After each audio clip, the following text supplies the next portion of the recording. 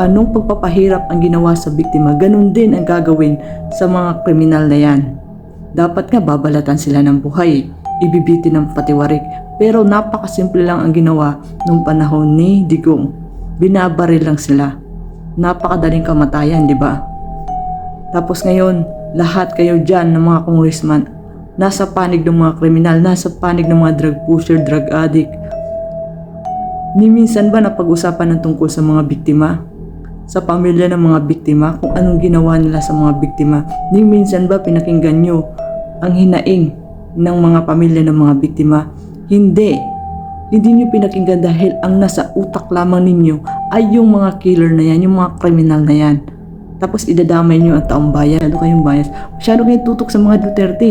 Masyado kayong dumidila sa tumbong ni Romualdez sa kampo ninyo. Tapos gagamitin nyo yung taong bayan. Kami na taong bayan, isasalaksak ninyo na hindi kami satisfied. Lalo ka na, Franz Castro. Satisfied po kami. Yun po ang totoo. At kung kami taong bayan tatanungin, matagal na namin kayo dinala sa faraway dahil hindi namin kailangan ng mga katulad ninyo. Tapos yung self-defense, hindi mo pa makuha ang ibig sabihin nun. Saan planeta ka ba galing? Ang mga rapist, mga addict, Arlene Brosas. Kasi kung tatanungin mo ang taong bayan, deserve nila yan.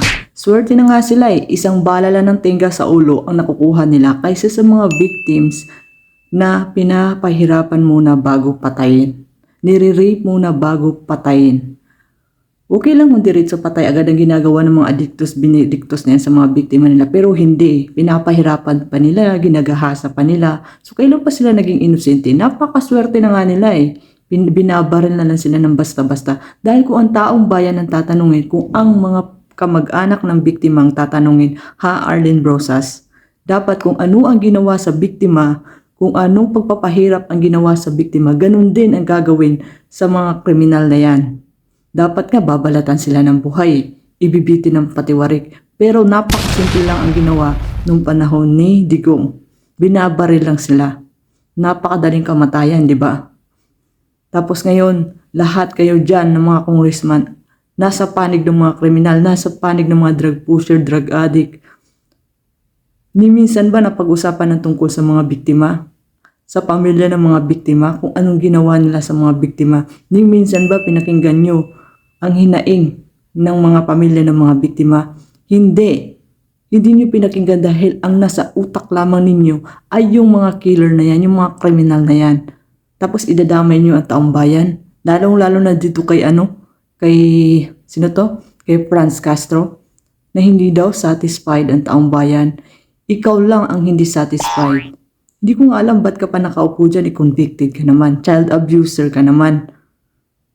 Tapos sasabihin mo, gagamitin mo kaming taong bayan.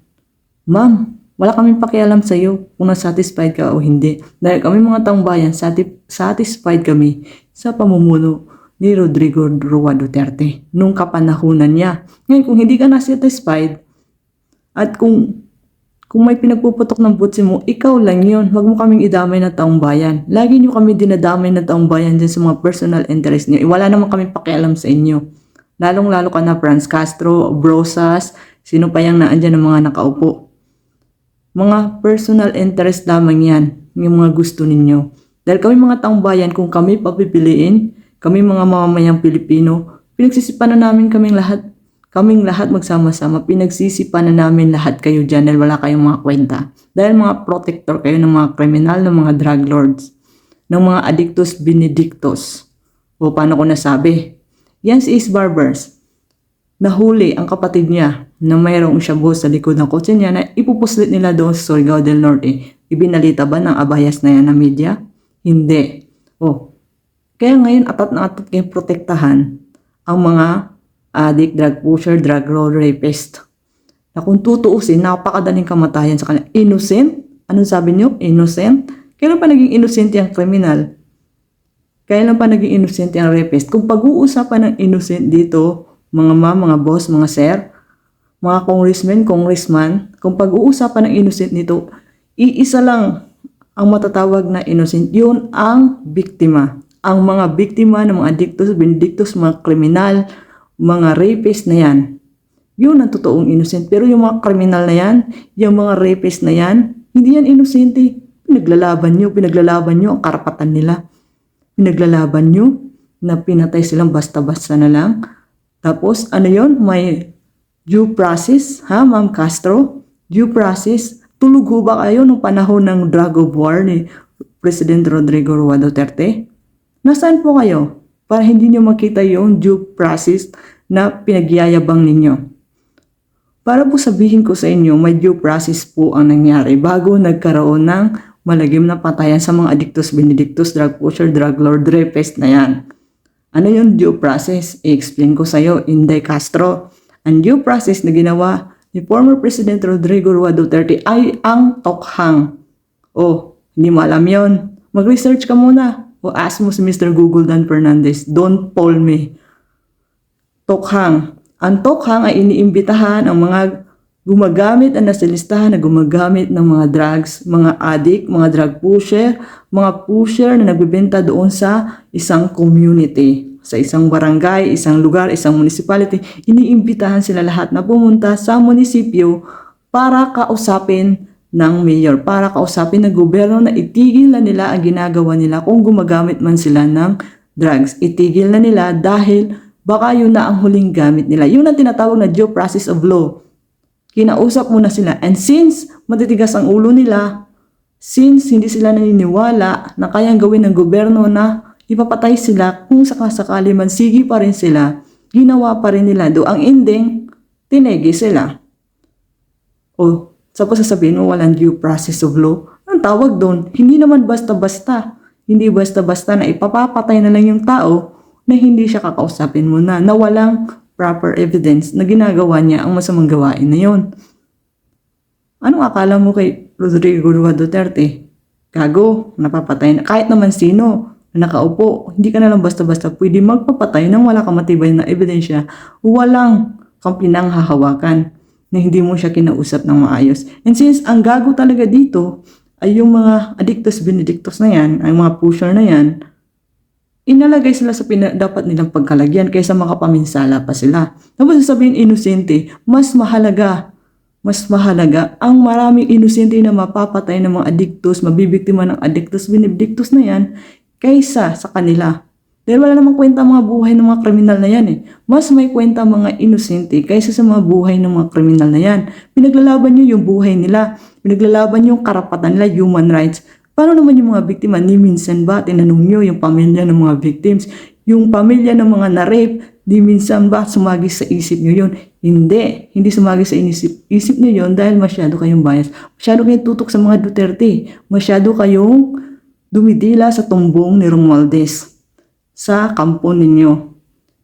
Tapos gagamitin nyo yung taong bayan. Kami na taong bayan, isasalaksak ninyo na hindi kami satisfied. Lalo ka na, Franz Castro. Satisfied po kami, yun po ang totoo. At kung kami taong bayan tatanungin, matagal na namin kayo dinala sa faraway, dahil hindi namin kailangan ng mga katulad ninyo.